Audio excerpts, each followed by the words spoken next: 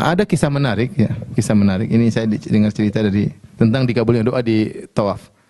Si Abdul Razak cerita. Jadi ada seorang letnan atau inilah petugas yang jaga Hajar Aswad, yang gantungan itu. Tentara. Satu hari ada ceramah Syekh, kemudian ada yang kasih tahu, Syekh ini ada temannya Syekh yang ceramah bukan Syekh. Ini ada orang yang kerja di Ka'bah jaga Hajar Aswad. Benar, kamu benar ya. Berapa tahun kau kerja? Mungkin sudah 30 tahun, lama dia kerja.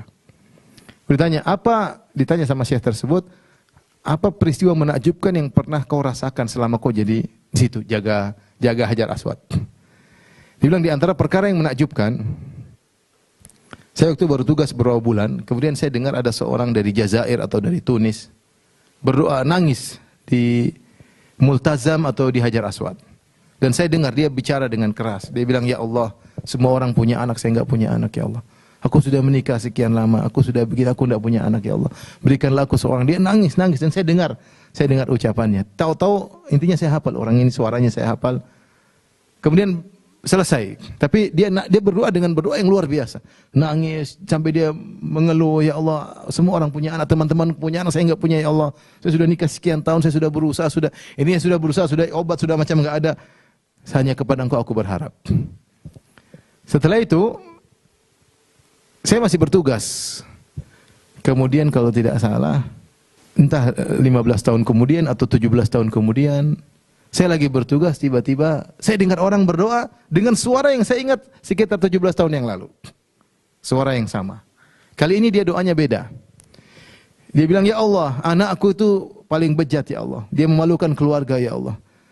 Dia tidak ada yang dilakukan kecuali menghinakan kami sekeluarga, ya Allah, cabut nyawanya, ya Allah. Dia berdoa. Ketika saya lihat dia, saya ingat ini orang yang dulu 17 tahun yang lalu. Atau saya lupa berapa, intinya belasan tahun yang lalu. Saya ingat suaranya dan orangnya ini. Saya langsung turun dari gantungan itu, kemudian saya tarik dia. Saya bawa pergi ke jauh. Saya bilang, apa kau doa? Bukankah kau yang 15 tahun lalu berdoa minta punya anak? Oh iya, kamu tahu, iya, kamu dulu minta anak, saya masih ingat. Sekarang kau zalim sama anakmu. Kenapa saya zalim? Dia yang nakal. Enggak, kau zalim. Kau waktu minta anak, kau tidak bilang minta anak yang soleh. Kau hanya bilang minta anak. Sekarang dia sudah besar, kau ingin dia segera mati. Kau zalim 2 kali. Zalim minta anak, tidak anak soleh. Kedua zalim minta agar dia mati. Berdoa sana biar dia jadi anak soleh. Kemudian dia balik. Diantar langsung ke Hajar Aswad sama polisi tersebut. Kemudian dia berdoa, ya Allah, ya dia berdoa. Subhanallah, itu jam sekian. Intinya ada jam tertentu, entah sore, entah asar, entah jam tertentu, sudah selesai, dia biarkan. Kata dia setahun kemudian, orang ini datang lagi, umroh lagi. Kemudian dia cari saya, kebetulan saya lagi tidak tugas. Saya ingin ketemu Fulan bin Fulan, saya ingin ketemu dia.